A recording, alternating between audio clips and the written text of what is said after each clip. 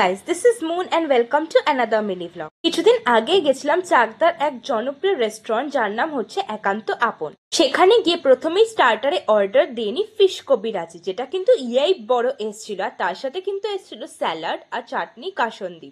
এই বড় ফিশ কবিরাজিটা কিন্তু আমাদের তিনজনের ভাগই আমাদের হয়ে গেছিল। প্রথমে ফিশ কবিরাজটিটা খুলতে দেখলাম ভেতরে কিন্তু পুরো রিয়েল ভেটকি, আর ওনারা কিন্তু ভেটকি মাছটা এনেও আমাদের দেখিয়েছিল।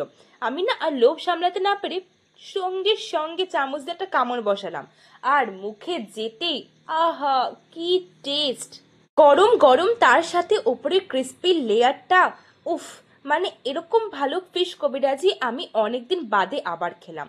তারপরেই কিন্তু চলে আসে আমাদের সামনে মাটন হান্ডি বিরিয়ানি, যেটা কিন্তু তিনজনের মতো খাওয়ার ছিল।